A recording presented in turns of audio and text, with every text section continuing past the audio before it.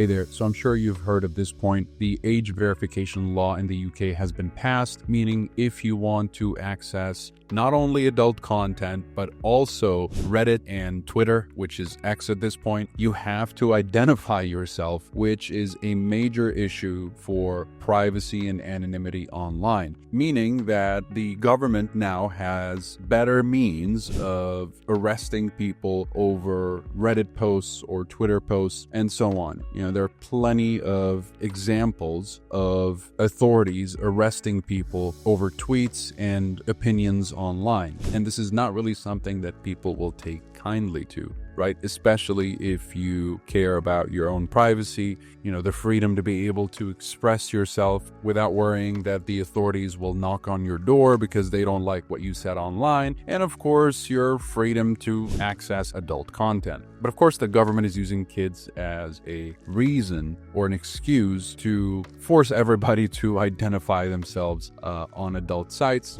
and Reddit and X, and it will extend to all kinds of other websites, and websites that do not comply will be facing a huge fine by the UK government. So this is actually a serious matter, and it's very natural that everybody wants to use a VPN at this point in order to protect themselves. Now, you might say, hey, I'm going to use a free VPN. I don't necessarily recommend using a free VPN, but I do have a recommendation in mind. Now, VPNs in general, again, if you're not familiar with what a VPN does, it's essentially a tool that makes it look like you're elsewhere. So let's say I'm in the UK. I'm not, but if I were in the UK, I could just download a VPN, connect to a location. In this case, I'm connected to Atlanta, right, in the States.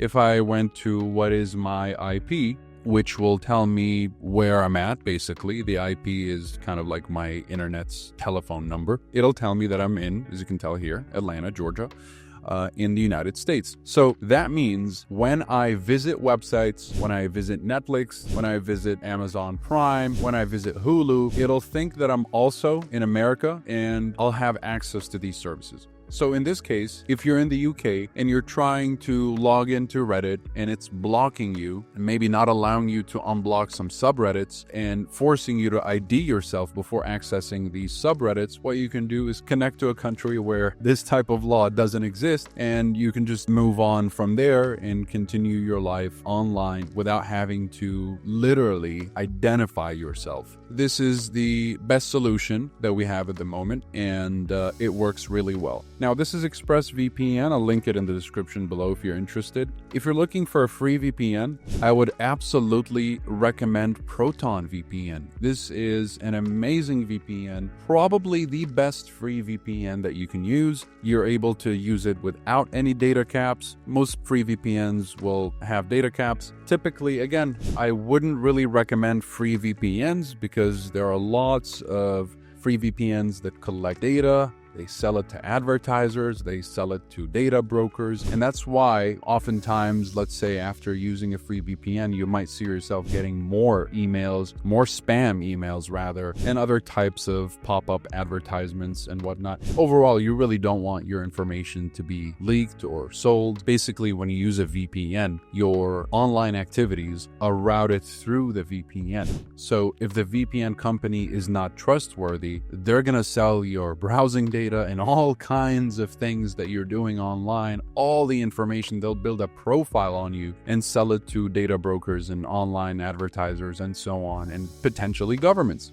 So that's why I wouldn't really recommend, just looking up VPN on your Play Store and downloading the first that comes your way, right? And there are lots of free VPNs out there. So be careful which one you download.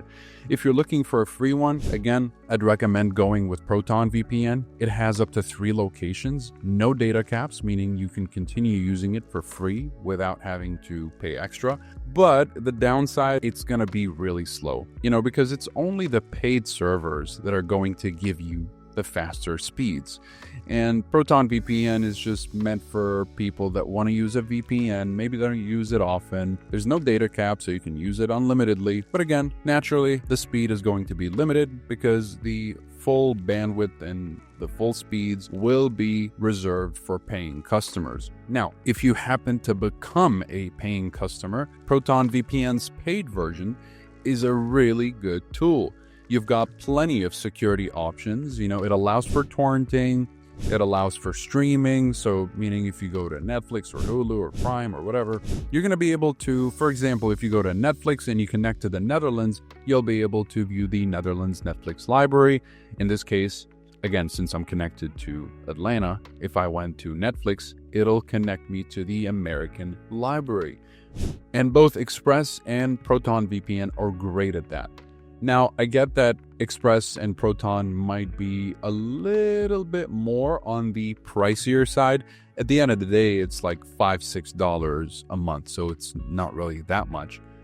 But if you're looking for something that's a little bit cheaper, then I would hands down recommend NordVPN. This is just one of the best VPNs out there. It's very well-rounded as far as features. You've got a lot of features here like Threat Protection Pro, which acts like a little bit of a mini antivirus. And by the way, if you're worried about adult content and maybe you want to censor it, there's one way to do that within ExpressVPN. I mean, I get it. If you have kids in the house and you want to use a VPN, maybe apply it on your router, prevent your kids potentially from accessing adult content. You can do it with a single press of a button here with ExpressVPN. You can block adult sites and that's it. It's as easy as that, right? You can download the VPN on your kids' devices and keep it on so that it blocks the adult sites. Or you can have more control by installing the VPN on your router if your router is compatible. Or you can just get the AirCove router, which has ExpressVPN pre-installed on it. And that way you don't have to go through any kind of configuration to make it work. Right? Again, so ExpressVPN, NordVPN, and if you're looking for an even cheaper alternative to NordVPN, you can go with Surfshark. This is, again, hands down, the best budget VPN that gets the job done at the cheapest possible cost without necessarily costing you up to $5 or $6, right? It might be just a little bit slower than Express and Nord, but it's still an amazing VPN and it gets the job done exactly the way you want it.